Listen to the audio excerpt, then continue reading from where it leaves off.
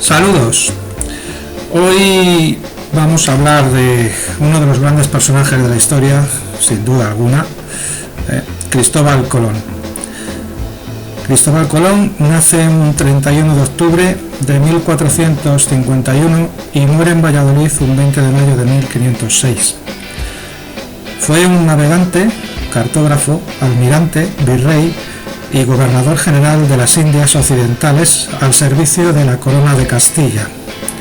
Es famoso por haber realizado el descubrimiento de América el 12 de octubre de 1492 al llegar a la isla de Guanahani, actualmente en las Bahamas.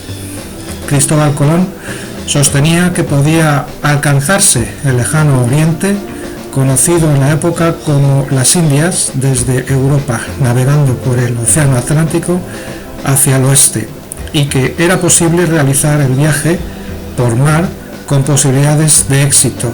La caída del Imperio Romano de Oriente en poder de los turcos otomanos en 1453, tras la toma de Constantinopla, su capital, provocó el encarecimiento del comercio entre Europa y las regiones orientales.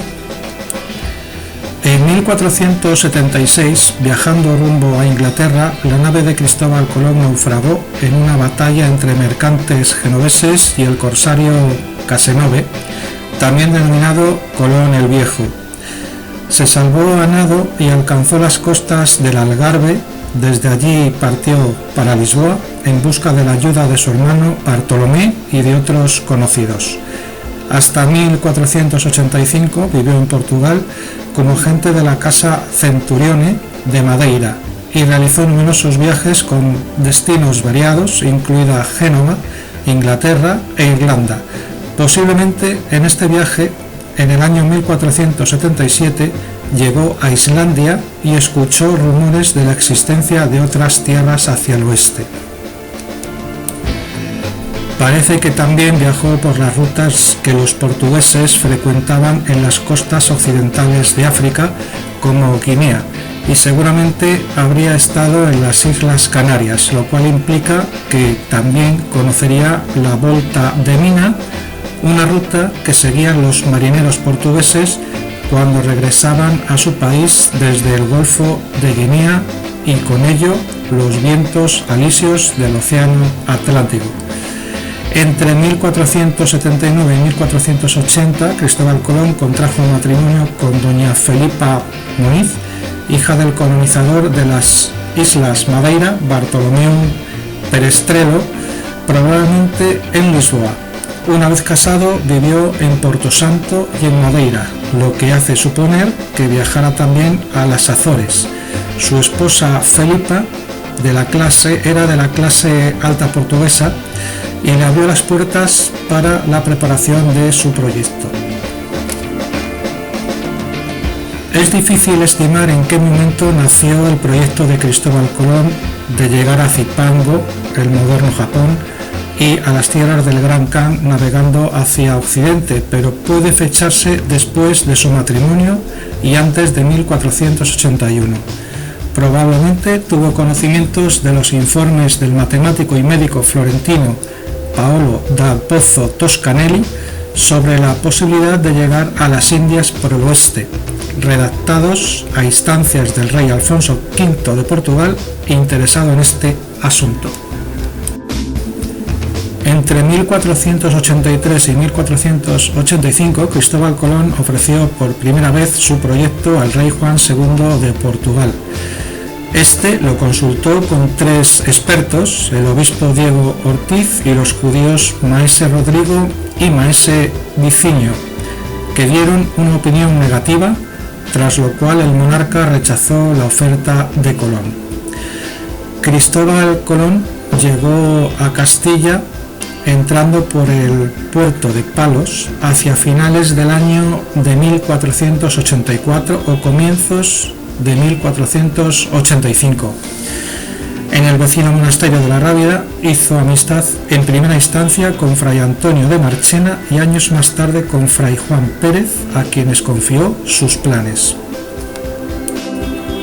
Los frailes lo apoyaron y recomendaron a fray Hernando de Talavera, confesor de la reina Isabel I de Castilla. En la vecina villa de Moguer también encontró el apoyo de la abadesa del convento de Santa Clara, Inés Enríquez, tía del rey de Castilla y de Aragón, Fernando el Católico.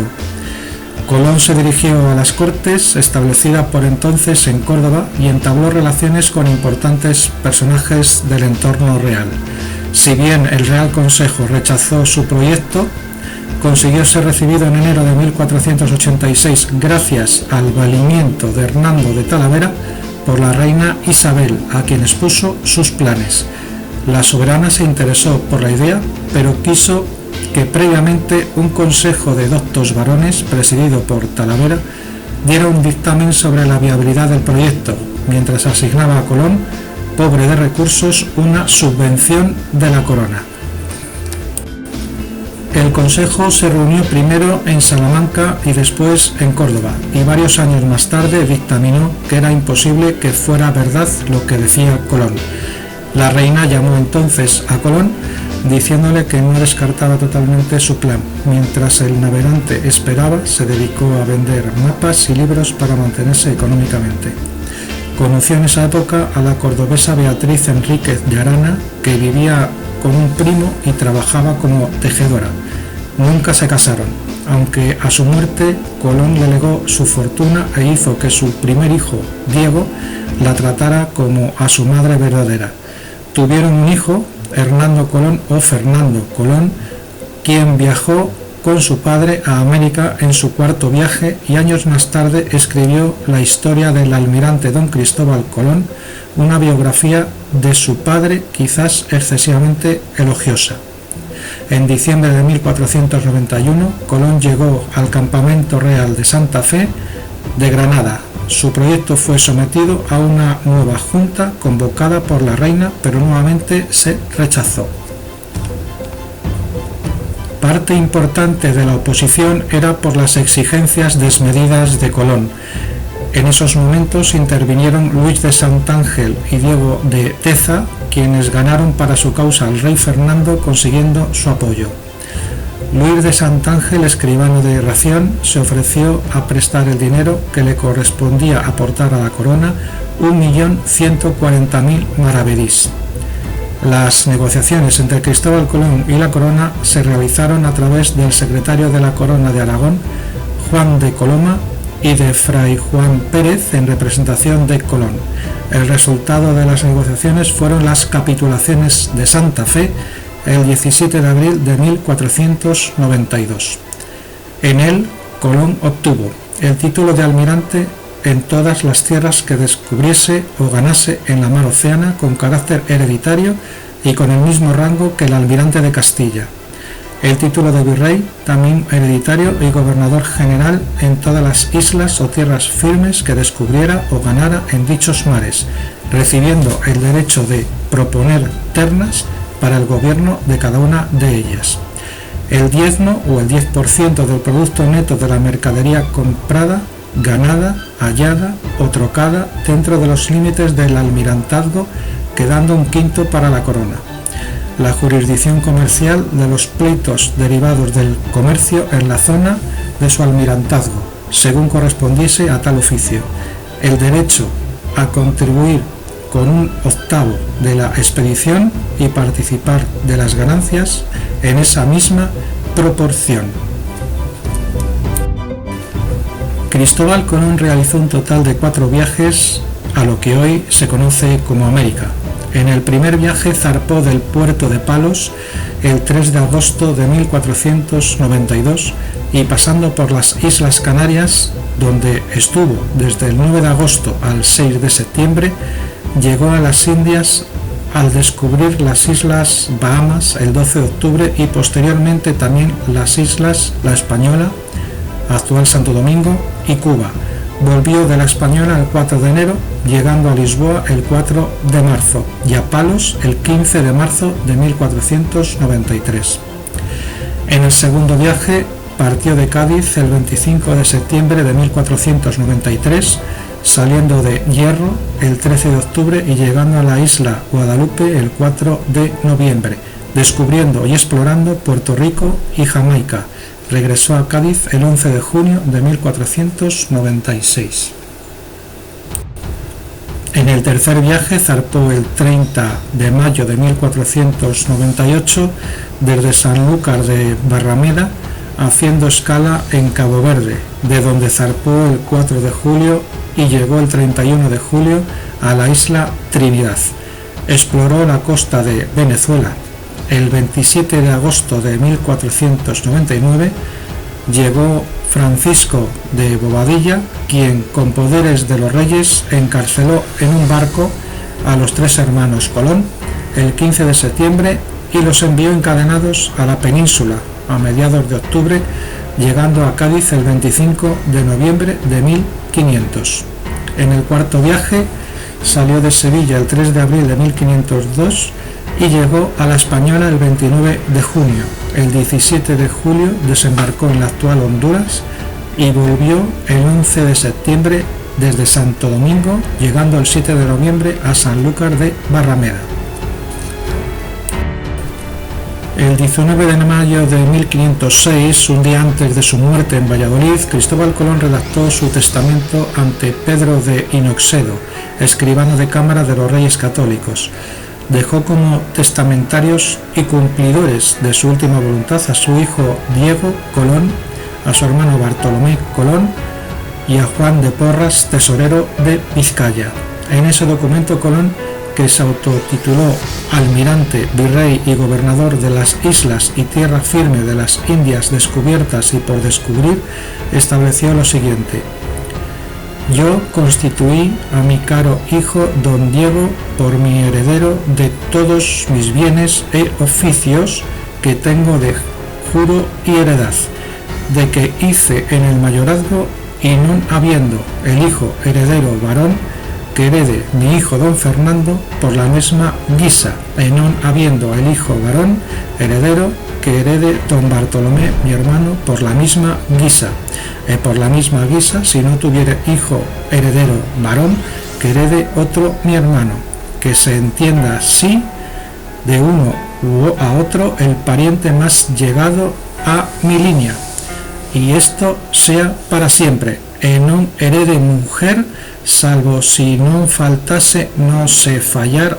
hombre, e si esto acaeciese, sea la mujer más allegada a mi línea. Cristóbal Colón falleció en Valladolid el 20 de mayo de 1506, presumiblemente por complicaciones derivadas de una gota o una artritis padecida durante años. Tras su muerte, su cuerpo fue tratado con un proceso llamado descarnación, mediante el cual se quitaba toda la carne de los huesos para la mejor conservación del cadáver. Se le enterró inicialmente en el convento de San Francisco en Valladolid y posteriormente sus restos fueron trasladados a la capilla de Santa Ana del monasterio de la Cartuja en Sevilla en 1509. En 1523, por deseo de su hijo Diego Colón, este dispuso en su testamento que tanto sus restos como los de su padre fueran trasladados y enterrados en la Catedral de Santo Domingo.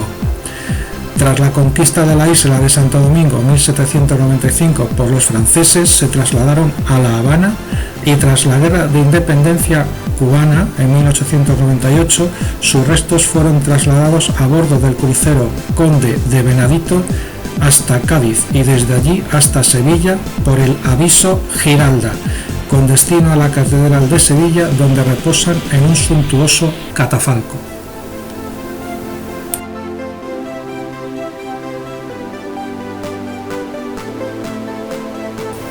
El legado de don Cristóbal Colón es impresionante. Colón hizo grande a España, hizo grande a Europa e hizo grande al mundo.